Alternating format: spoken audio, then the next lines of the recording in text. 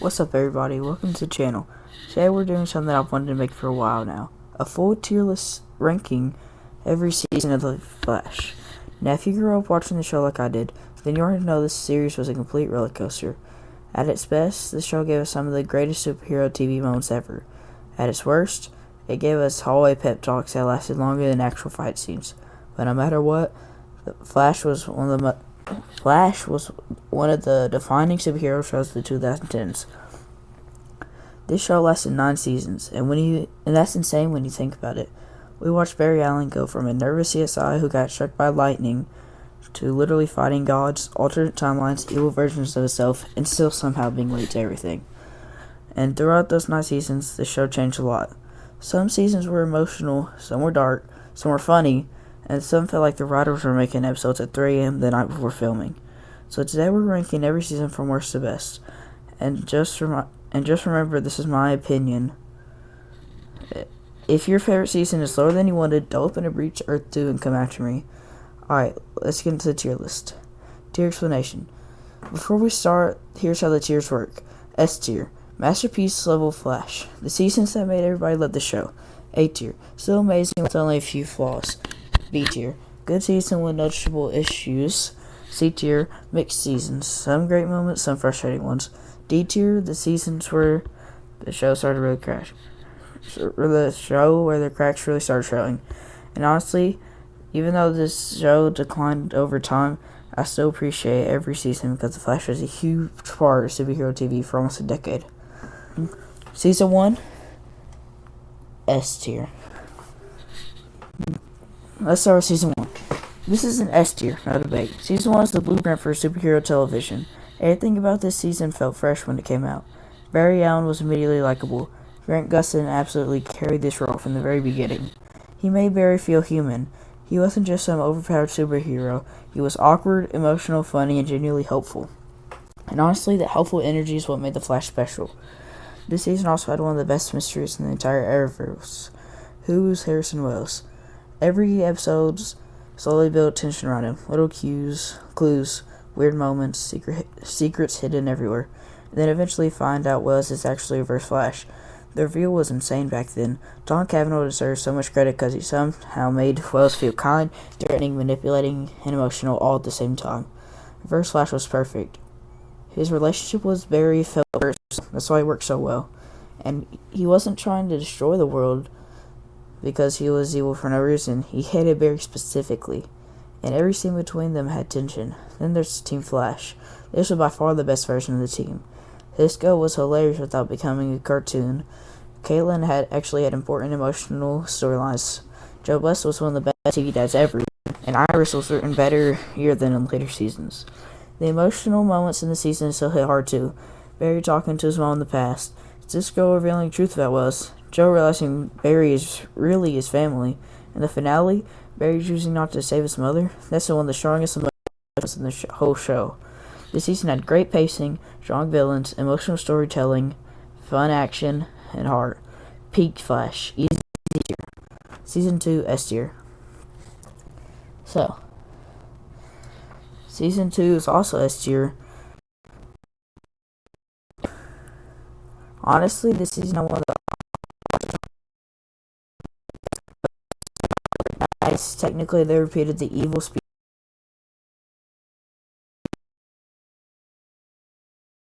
And calculating.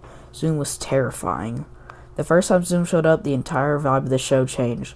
This dude snapped Barry's back, dragged him to the city, and publicly humiliated him.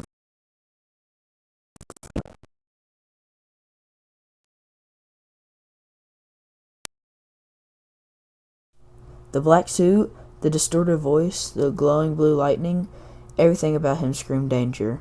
Season 2 also introduced Earth 2, which was one of the coolest concepts the show ever explored. Seeing alternate versions of characters was so much fun. Cisco's powers developing added something better to the team. He became one of the best Wells versions, and Killer Frost slowly becoming more important was interesting too. The season also had balanced humor and darkness really well. One second you'd have fun multiverse adventures, the next Zoom is murdering somebody. The stakes constantly felt real. Now, yeah, the finale had weird logic, time remnant stuff got confusing, but honestly, I don't even care because the season was just so entertaining. Season 2 kept the momentum of the show perfectly. Still elite tier. Still elite Flash, sorry. Season 3, A tier. This is where the show starts getting more divisive. I still think it's just strong overall. First of all, Savitar had one of the greatest introductions in the entire series.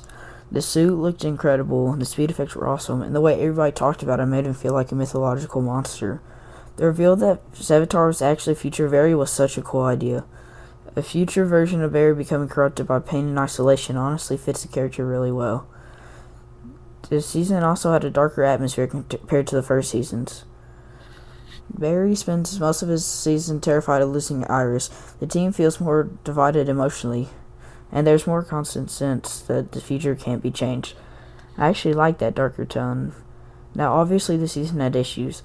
The Save Iris storyline definitely got dragged out too long. Some filler episodes hurt the pacing, and there were moments where the characters made incredibly dumb decisions to smooth the plot forwards. But emotionally, the season still worked for me. HR sacrificing himself was genuinely sad.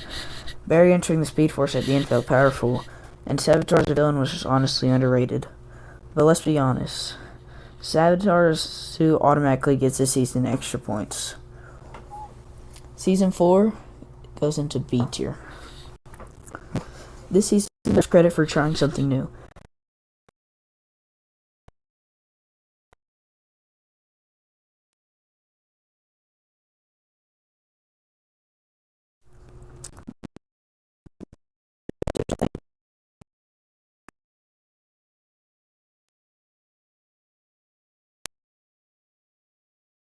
And instead of outrunning him was refreshing. But unfortunately, the season became messy over time. Once both started body swapping constantly, the story got confusing and harder to stay interesting in. The tone also became much more comedic. Sometimes that worked, sometimes it really didn't. This is around the point where the show started leaning too hard into goofy humor instead of balancing it naturally like the early seasons did. But despite that, season 4 shows enjoyable stuff. Ralph Dibny was a fantastic addition. His chemistry with Barry was great, and his character development was honestly one of the best parts of the show. There were also some genuinely creative episodes. The Flash Time Loop episode is still one of the funniest episodes of the series, and even though the Thinker storyline got messy, I still appreciate that the writers tried to break the formula. Season 5 is a C tier. This season had a strong emotional concept. Barry and Iris meet their future daughter Nora, and sometimes the family dynamic generally worked. Seeing Barry try to be a father was interesting, and Nora wanting to meet the dad she barely knew added emotional weight. But the problem is, Nora's character became really inconsistent. Some episodes she was lovable and emotional, others she made the worst decisions imaginable. And then there's Cicada. Oh boy. Cicada started off cool. His introduction was generally intimidating, but the season dragged him out way too long. It felt like Team Flash had 50 opportunities to stop him and somehow failed every time. And once Cicada 2 showed up, the story became messier. Now thankfully Reverse Flash saved the season from being lower. Every single scene with Dawn became more interesting. The prison manipulation storyline was great, and the finale was honestly pretty emotional. Nora disappearing at the end was sad too. Overall, this season had good ideas, but execution was inconsistent.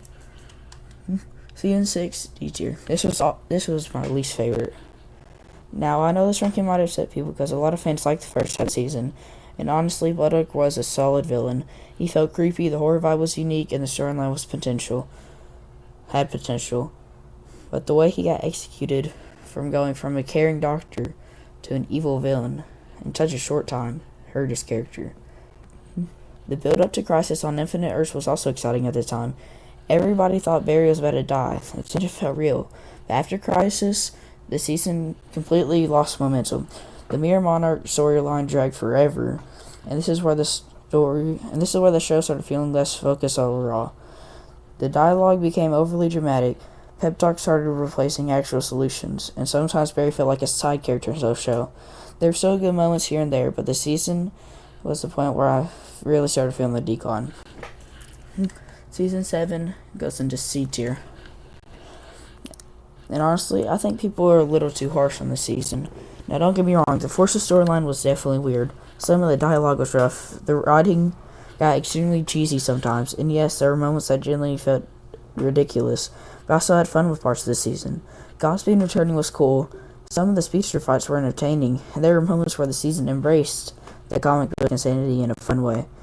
I also think that the pandemic probably affected the season a lot behind the scenes, which explains why certain parts felt awkward.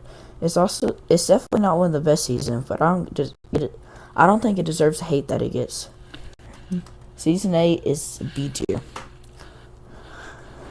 The Armageddon event at the beginning immediately made the season more exciting. Seeing the returning Arrowverse characters again reminded me how connected this universe used to feel.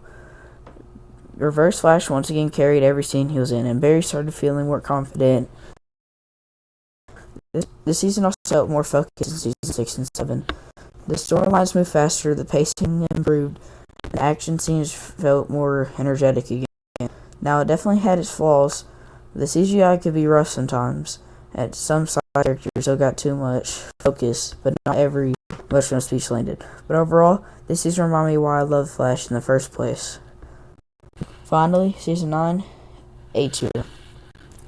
Now, I already know some people are going to disagree with this ranking hard, but personally, I enjoyed the season way more than I expected to. Was it perfect? Absolutely not. But emotionally, it worked for me. The season felt like a celebration of the show. Seeing old characters returning was awesome. The nostalgia factor was huge, and Barry felt like the fully developed hero he was supposed to become. Now, yes, Red Death could have been much better. The villain had potential, but the execution wasn't great. The writers just made her character seem really cringy with some of her screams. But the final episodes honestly carried the season for me. Seeing Barry reconnect with old enemies and allies felt emotional, and the finale made me appreciate just how long this journey had been. This show lasted nearly a decade. That's crazy. No matter how messy things became, sometimes Flash gave fans iconic villains, emotional moments, incredible crossovers, and one of the most memorable superhero TV performances ever by Grant Gustin. Final ranking. So here's the final tier list. In S tier, we have season 1 and 2. A tier, we have season 3 and 9. B tier, we have seasons 4 and 8. C tier, seasons 5 and 7. And D tier, season 6. But yeah, that's my full CW tier list. If you disagree with my rankings, let me know in the comments, because I already know somebody's talking. Season 5 is underrated right now. And if you enjoyed the video, make sure to like and subscribe, since it's my first upload, and I definitely want to make more superhero content in the future. Maybe Arrowdex, maybe all the Arrowverse shows, maybe ranking every Flash vision. Who knows? Thanks for watching, and remember, until our next communion.